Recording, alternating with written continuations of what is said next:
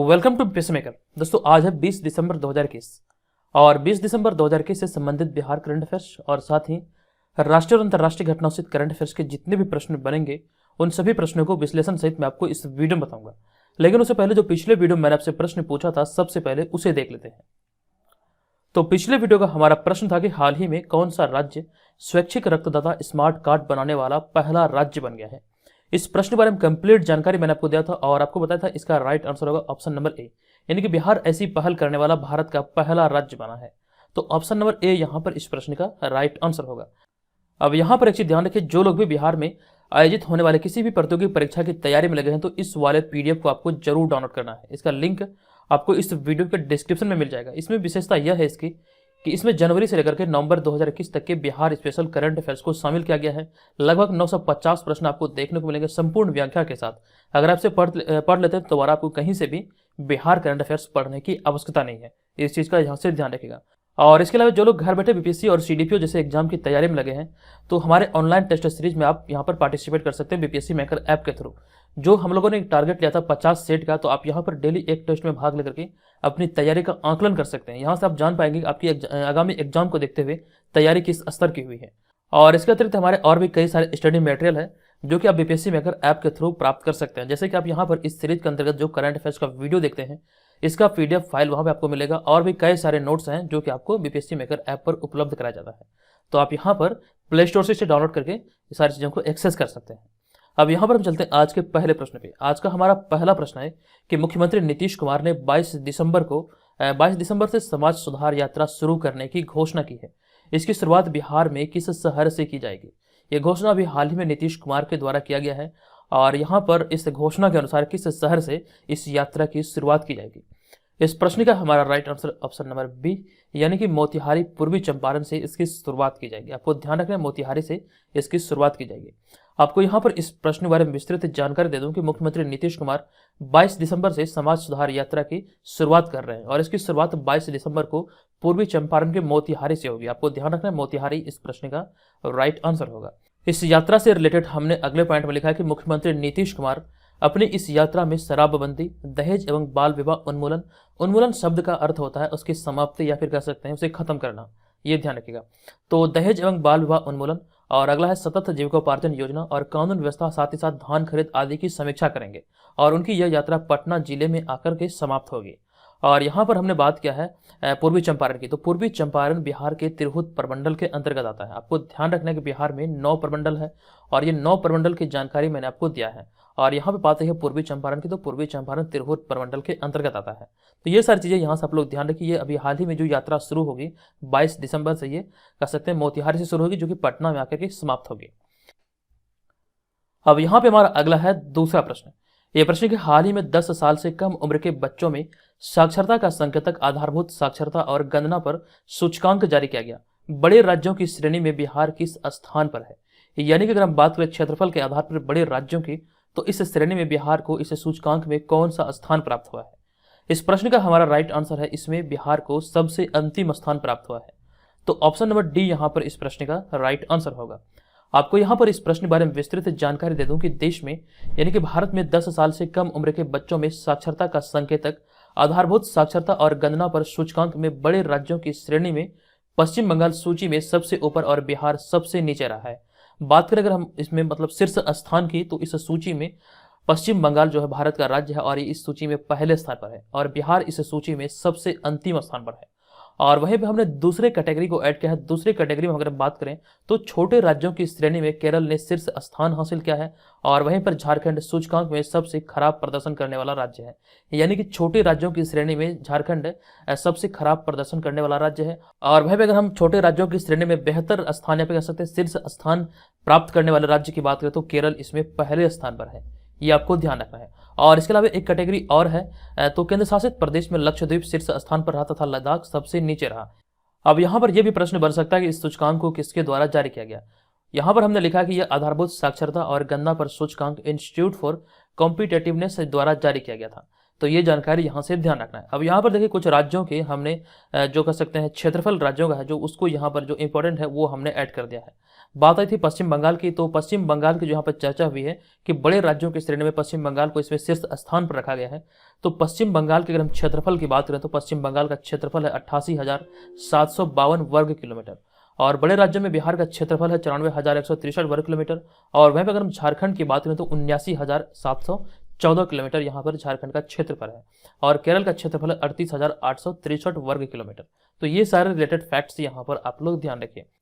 अब यहाँ पर एक ये भी ध्यान रखिए, जब बिहार और झारखंड का बंटवारा हुआ था 15 नवंबर 2000 ईस्वी को, तो यहाँ से एक प्रश्न आपके एग्जाम में बन सकते हैं।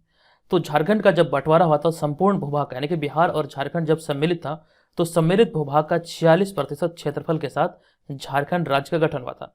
कहने का तात्पर्य यहाँ पर यह है कि 54% जो हिस्सा रहा था क्षेत्रफल का वो बिहार के पक्ष में रहा था और 46% चले गया झारखंड में, और इसी 46% में संपूर्ण खनिज संपदा, बिहार के इतिहास में जितने भी संपूर्ण खनिज संपदा थे वो सारे के सारे ये बंटवारे के बाद यानी कि 15 नवंबर 2000 ईस्वी के बाद ये सारा का सारा झारखंड के हिस्से में चला गया। और आपको यहाँ पर यह ध्यान रखना, अभी हाल ही में बिहार को एक बहुत बड़ी कह सकते हैं स्वर्ण खदान हाथ लगी है। इसकी पुष्टि अभी हाल ही में केंद्र सरकार ने की थी कि जमुई में भारत का सबसे बड़ा स्वर्ण खदान मिला है।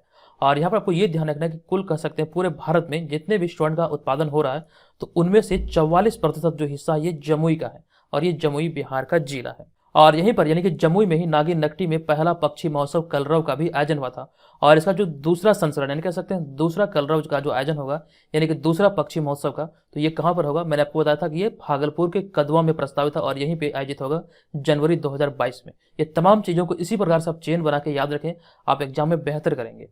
चलिए अब यहाँ पर हम चलते हैं अगले तीसरे प्रश्न पे। हमारा तीसरा प्रश्न होगा कि हाल ही में अंडर 15 राष्ट्रीय कुश्ती प्रतियोगिता में बिहार के किस युवा ने कांस्य पदक जीता है।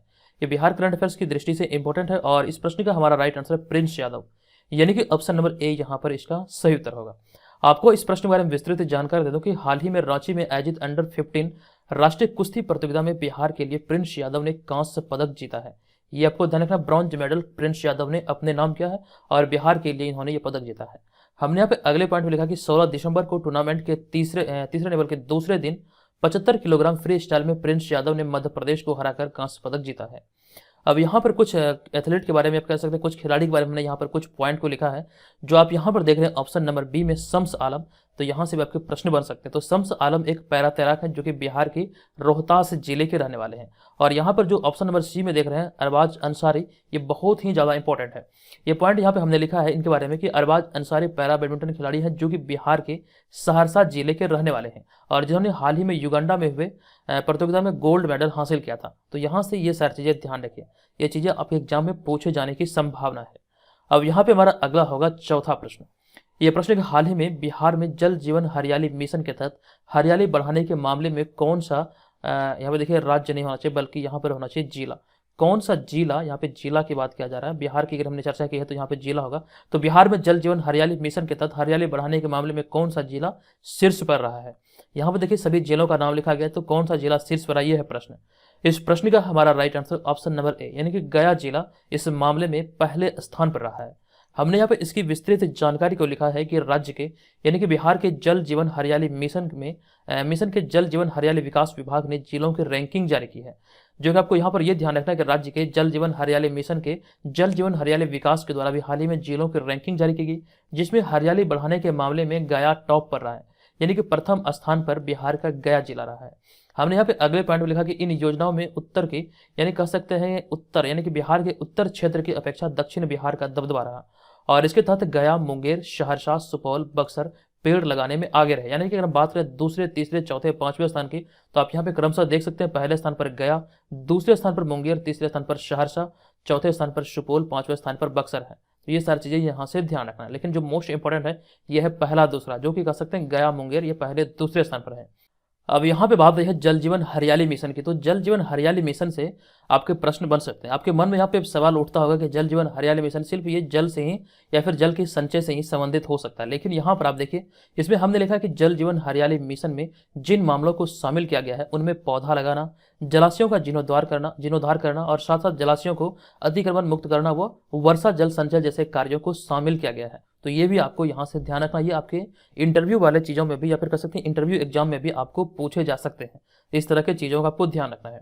अब यहाँ पे अगर हम बात करें जल जीवन हरियाली मिशन के मामले में पटना की, तो अगले पॉइंट में हमने उसी चीज़ को लिखा कि जल जीवन हरियाली मामले में पटना को राज्य में 17वीं और मुजफ्फरपुर को 14वीं रैंक मिली है। तो राजधानी पटना के बारे में याद रखिए, पटना को 17वीं रैंक मिली है। अब यहाँ पे हमारा अगला है 5वां प्रश्न। यह प्रश्न कि हाल ही में किस पैरालंपिक खिलाड़ी को सर्वश्रेष्ठ महिला पदार्पण सम्मान दिया गया है। इस प्रश्न का हमारा राइट आंसर अवनी लेखरा, यानी कि ऑप्शन नंबर ए यहाँ पर इस प्रश्न का राइट आंसर होगा। इस नाम से आप लोग परिचित हैं, अवनी लेखरा नाम से। यहाँ से मैंने आपको इस सीरीज के अंतर्गत बहुत सारे प्रश्न बतलाए हैं। आप यहाँ पर देखिए, इसको हमने डिटेल में लिखा है कि हाल ही में निशानेबाज अवनी लेखरा को टोक्यो खेलों यानी कि टोक्यो 2020 खेलों में स्वर्ण पदक जीतने के लिए 2021 पैरालंपिक पुरस्कार में सर्वश्रेष्ठ महिला पदार्पण सम्मान दिया गया है। आपको ध्यान रखना है, अवनी लेखरा इस प्रश्न का राइट आंसर है। हमने यहाँ पर लिखा कि अवनी लेखरा ने महिला 10 मीटर यानी कि 10 metre air rifle standing SH1 स्पर्धा में स्वर्ण पदक जीता था, यानी कि टोक्यो 2020 में इन्होंने स्वर्ण पदक अपने नाम किया था। और इसके अलावा अवनी ने यानी कि अवनी लेखरा ने 50 metre rifle 3 position standing SH1 स्पर्धा में कांस्य पदक जीता था।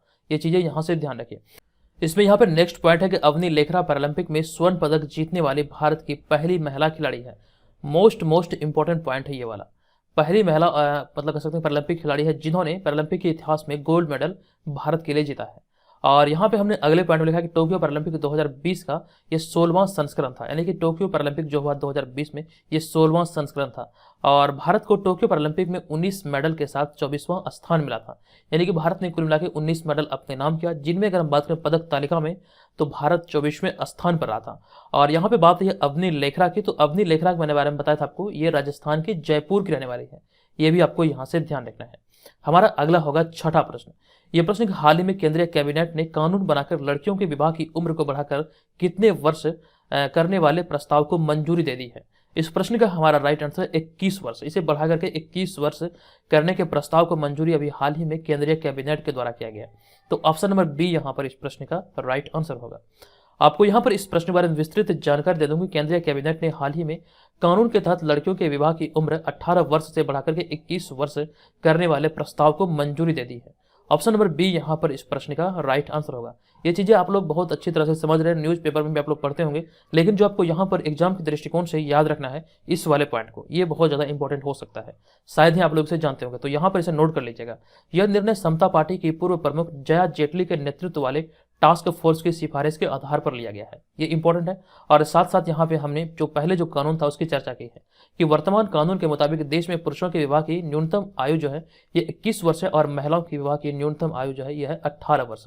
तो ये भी पॉइंट यहाँ से ध्यान रखें। हालांकि जो नया भी कर सकते हैं, जो प्रस्ताव को मंजूरी दिया गया इसके आधार पर लड़कियों के जो विवाह की उम्र को मतलब कर सकते हैं निर्धारित करने की मंजूरी दी गई, ये की गई है 21 वर्ष। अब यहाँ पे हमारा अगला है 7वां प्रश्न। यह प्रश्न कि हाल ही में किस राज्य के अस्कोट वन्यजीव अभयारण्य को इको सेंसिटिव जोन घोषित किया गया है। इस प्रश्न का हमारा right answer option number D, यानी कि उत्तराखंड इसका सही उत्तर होगा। आपको यहाँ पर इस प्रश्न के बारे में विस्तृत जानकारी दे दूं कि पर्यावरण, वन और जलवायु परिवर्तन मंत्रालय ने उत्तराखंड के पिथौरागढ़ जिले में अस्कोट वन्यजीव अभयारण्य की सीमा के आसपास के क्षेत्र को पर्यावरण संवेदनशील क्षेत्र अर्थात इको सेंसिटिव जोन घोषित किया है। आपको ध्यान रखना, इसका राइट आंसर उत्तराखंड के पिथौरागढ़ जिले के अस्कोट वन्यजीव अभयारण्य को ये कह सकते हैं इको सेंसिटिव जोन घोषित किया गया है। यहाँ पर हमने अगले पॉइंट में लिखा कि अस्कोट वन्यजीव अभयारण्य की स्थापना लुप्त प्राय प्रमुख प्रजाति जिनमें कि कस्तूरी मृग और उसके आवास की रक्षा के लिए 1986 में की गई थी। और अस्कोट वन्यजीव अभयारण्य को मस्क डियर पार्क के भी नाम से जाना जाता है। ये भी ध्यान रखें, मस्क डियर पार्क के नाम से भी ये अस्कोट वन्यजीव अभयारण्य को जाना जाता है। अब बात है यहाँ पर उत्तराखंड की, तो उत्तराखंड से रिलेटेड हमने यहाँ पर 2 पॉइंट को ऐड किया है कि हाल ही में उत्तराखंड में ओपन एयर फर्नरी स्थापित की गई थी और साथ साथ हाल ही में भारत का पहला भूकंप पूर्व चेतावनी ऐप भूकंप अलर्ट उत्तराखंड राज्य ने लॉन्च किया था। ये सारे रिलेटेड जो फैक्ट्स है ये करंट अफेयर्स के श्रेणी वाले हैं। यहाँ से आपको इस सीरीज से ये फायदा होता है कि आप यहाँ पर नए करंट अफेयर्स तो सीखते ही हैं, साथ साथ यहाँ से जो आपका जो पुराना करंट अफेयर्स जो पिछले दिनों में मतलब कर सकते हैं घटित हुआ है वो सारी चीज़ों को यहाँ से आप लोग रिविजन के तौर पर भी देखते हैं। तो ये कहीं ना कहीं आप लोगों के लिए बहुत ज़्यादा हेल्पफुल होता है। अगर आपको लगे कि ये आपके लिए हेल्पफुल है, इससे आपकी हेल्प होती है, तो प्लीज़ आप लोग इसे लाइक कीजिए और चैनल को सब्सक्राइब करके हमें सपोर्ट जरूर कीजिए। अब यहाँ पे हमारा अगला है 8वां प्रश्न। यह प्रश्न हाल ही में किन्हें भूटान के सर्वोच्च नागरिक सम्मान से सम्मानित किया गया है। इंपॉर्टेंट प्रश्न है और इस प्रश्न का हमारा राइट आंसर है नरेंद्र मोदी। आपको यहाँ पर इस प्रश्न के बारे में विस्तृत जानकारी दे दूं कि भूटान ने प्रधानमंत्री नरेंद्र मोदी को देश के सर्वोच्च नागरिक पुरस्कार इस पुरस्कार का नाम है नगदस पेलजी खोरलो। आपको ध्यान रखना, यह भूटान का सर्वोच्च नागरिक सम्मान है जिसका नाम है नगदस पेलजी खोरलो। तो इसी पुरस्कार से प्रधानमंत्री नरेंद्र मोदी को सम्मानित किया गया है, ये आपको यहाँ से ध्यान रखना है। अब देखिए, यहाँ पे हमने भूटान की चर्चा की है, तो भूटान के बारे में कई सारे अभी हाल ही के दिनों में करंट अफेयर्स के प्रश्न बने, उसे हम लोग देखते हैं। लेकिन उससे पहले आपको बता दूं कि भूटान की राजधानी है थिम्पू। आप सभी जानते हैं कि भूटान की राजधानी है थिम्पू और यहाँ के प्रधानमंत्री वर्तमान समय में यह लोटे शेरिंग। और यहाँ पे अगर हम बात करें भूटान की, तो एक प्रश्न बहुत ज्यादा चर्चे में रहा था कि हाल ही में भूटान द्वारा भारत के भीम यूपीआई प्रणाली को अपनाया गया है। और इसके अतिरिक्त जो हमारा दूसरा पॉइंट है कि हाल ही में भारत की मदद से भूटान में निर्मित मंगदेछू जलविद्युत परियोजना को लंदन स्थित इंस्टीट्यूट ऑफ सिविल इंजीनियर द्वारा ब्रूनेल मेडल से सम्मानित किया गया है। तो दोनों को यहाँ से ध्यान रखिए। और बात है नरेंद्र मोदी की, तो नरेंद्र मोदी के बारे में हमने यहाँ पे लिखा है कि टाइम पत्रिका 2021 के 100 प्रभावशाली लोगों की सूची में नरेंद्र मोदी को शामिल किया गया है। अब यहाँ पर देखिए, बहुत सारे प्रश्न आपके और भी बन सकते हैं नरेंद्र मोदी से रिलेटेड। कई सारे प्रश्नों की चर्चा हमने पहले भी आपके साथ की है, लेकिन उनमें से जो एक इंपॉर्टेंट यह भी है कि मॉर्निंग कंसल्ट के द्वारा जो अभी हाल ही में एक रेटिंग जारी की गई थी, जो कह सकते हैं एक सूची जारी की गई थी, जिसमें अगर हम बात करें तो विश्व के सबसे लोकप्रिय नेताओं में नरेंद्र मोदी को शीर्ष स्थान प्राप्त हुआ था। इसका संस्था का नाम ध्यान रखिए, मॉर्निंग कंसल्ट के द्वारा यह रिपोर्ट अभी हाल ही में जारी किया गया था। इसके अलावा और भी कई सारे प्रश्न नरेंद्र मोदी से रिलेटेड बनते हैं, हमने यहाँ पर लिखा है। यहाँ पे हम थोड़ी सी चर्चा करते हैं कि नरेंद्र मोदी का पूरा नाम है नरेंद्र दामोदर दास मोदी। इनका जन्म 17 सितंबर 1950 को हुआ था और वे मई 2014 से लेकर के अब तक लगातार दूसरी बार भारत के प्रधानमंत्री बने हैं तथा वे वाराणसी से लोकसभा सांसद भी चुने गए हैं। और जो मोस्ट इंपोर्टेंट पॉइंट है ये वाला है कि वे भारत के प्रधानमंत्री पद पर आसीन होने वाले स्वतंत्र भारत में जन्मे प्रथम व्यक्ति हैं। और इससे पहले वे 7 अक्टूबर 2001 से 22 मई 2014 तक गुजरात के मुख्यमंत्री रह चुके हैं। और अगर हम बात करें नरेंद्र मोदी की, तो नरेंद्र मोदी भारतीय जनता पार्टी और राष्ट्रीय स्वयंसेवक संघ के अध्यक्ष हैं। अब यहाँ पे अगर हम आगे बात करें तो नरेंद्र मोदी को विभिन्न संस्था या फिर विभिन्न देश द्वारा जो सर्वोच्च नागरिक सम्मान या फिर कह सकते हैं सर्वोच्च सम्मान से जो सम्मानित किया गया, उसकी सूची को यहाँ पर हमने ऐड किया है। आप चाहें तो यहाँ पर इसका स्क्रीनशॉट भी ले सकते हैं। हालांकि यहाँ पर आपको जो अभी मैंने प्रश्न बताया कि जो भूटान का सर्वोच्च नागरिक सम्मान है यह है नगदक पेलजी खोरलो, ये आपको ध्यान रखना। और इसके अलावा ये सारे सम्मान आपके एग्जाम में पूछे जा सकते हैं, आप लोग इसका स्क्रीनशॉट ले लीजिए। अब यहाँ पर हम चलते हैं अगले प्रश्न पे। हमारा अगला होगा यहाँ पर 9वां प्रश्न। यह प्रश्न हाल ही में जारी सर्वाधिक प्रशंसनीय शख्सियतों की सूची में कौन शीर्ष पर रहे हैं। इस प्रश्न का हमारा right answer option number A यानी कि बराक ओबामा इस प्रश्न का राइट आंसर होगा। ये अमेरिका के पूर्व राष्ट्रपति हैं, ये इस सूची में पहले स्थान पर रहे हैं। हमने यहाँ पर इसको विस्तार में लिखा कि British market research company YouGov ने वर्ष 2021 के दुनिया के सबसे प्रशंसित पुरुषों और महिलाओं की सूची को जारी किया है और इस सूची में प्रधानमंत्री नरेंद्र मोदी 4 पायदान खिसकते हुए 8वें नंबर पर पहुंच गए हैं। और इस सूची की अगर बात करें तो इस वर्ष स्टडी में 38 देशों के 4200 लोगों का सर्वे किया गया था, जिस आधार पर इस सूची को भी हाल ही में जारी किया गया इस संस्था के द्वारा, जिसका नाम है British market research company YouGov। अब यहाँ पर देखिए, हमने इस सूची को ऐड किया। आप यहाँ पर देख सकते हैं 2021 के दुनिया के टॉप 10 सबसे प्रशंसित पुरुषों की सूची। इस सूची में पहले स्थान पर है बराक ओबामा, दूसरे स्थान पर है बिल गेट्स, तीसरे स्थान पर है शी जिनपिंग, चौथे स्थान पर है क्रिस्टियानो रोनाल्डो, 5वें स्थान है जैकी चैन, 6ठे स्थान पर है एलन मस्क, 7वें स्थान पर है लियोनेल मेसी, 8वें स्थान पर है प्रधानमंत्री नरेंद्र मोदी और 9वें स्थान पर है व्लादिमीर पुतिन और जो 10वें स्थान पर यह है जैक मा। जो अलीबाबा ग्रुप ऑफ कंपनी है ये इसी के मतलब कर सकते हैं संस्थापक है जैक मा। तो यहाँ पर आप ये सारी चीजों को ध्यान रखिए। अब यहाँ पे हमारा अगला होगा 10वां प्रश्न। यह प्रश्न हाल ही में किसी प्रतिष्ठित SJFI पदक 2021 से प्रदान करने की घोषणा की गई है। इस प्रश्न का हमारा right answer option number B यानी कि सुनील गावस्कर इसका राइट आंसर होगा। आपको इस प्रश्न के बारे में विस्तृत जानकारी दे दूं कि भारतीय खेल पत्रकार संघ यानी कि SJFI ने प्रतिष्ठित SJFI पदक महान क्रिकेटर सुनील गावस्कर को देने की घोषणा की है। आपको ध्यान रखना है सुनील गावस्कर इस प्रश्न का राइट आंसर होगा। और SJFI ने गुवाहाटी में वार्षिक आम बैठक में यह फैसला किया है।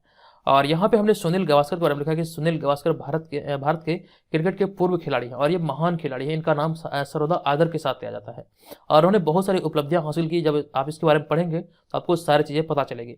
लेकिन यहाँ पे अगर हम बात करें इसके अलावा SJFI अर्थात भारतीय खेल पत्रकार संघ की, तो इनके द्वारा भी हाल ही में अन्य खिलाड़ियों फिर टीमों को जो पुरस्कृत किया गया उनमें से जो इंपॉर्टेंट है हमने यहाँ पर ऐड किया है कि sports man of the year जो चुना गया ये नीरज चोपड़ा को चुना गया और वहीं पे sports women of the year चुना गया मीराबाई चानू को। और वहीं पे अगर हम बात करें टीम ऑफ द ईयर की, तो टीम ऑफ द ईयर भारतीय हॉकी टीम को चुना गया।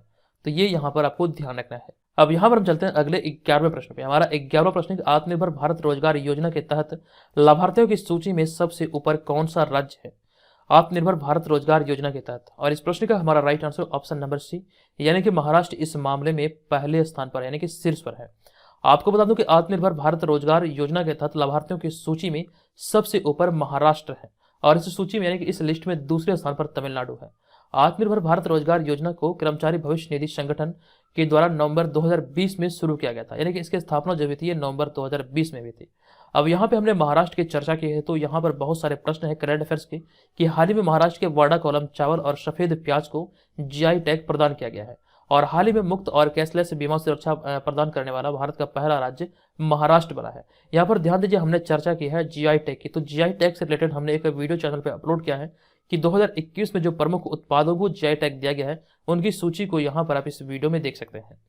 अब यहाँ पे हमारा अगला पॉइंट है, ब्लॉकचेन तकनीक द्वारा शैक्षिक दस्तावेज जारी करने वाला पहला राज्य महाराष्ट्र है। ब्लॉकचेन टेक्नोलॉजी या फिर ब्लॉकचेन तकनीक क्या होता है इसके बारे में ऑलरेडी मैं आपको कई बार बता चुका हूँ। यहाँ पर मैं आपको शॉर्ट में बताऊँ तो ब्लॉकचेन टेक्नोलॉजी वैसी टेक्नोलॉजी होती है एक साथ हजारों कंप्यूटर काम करता है और ऐसे में जो मतलब कर सकते दस्तावेज जारी होगा तो यहाँ पर फ्रॉड होने की संभावना बहुत ही कम होगी। अब यहाँ पे हमारा अगला पॉइंट है कि भारत का पहला कृषि निर्यात सुविधा केंद्र महाराष्ट्र के पुणे में खोला गया है, ये भी इंपॉर्टेंट है। हमारा अगला है 12वां प्रश्न।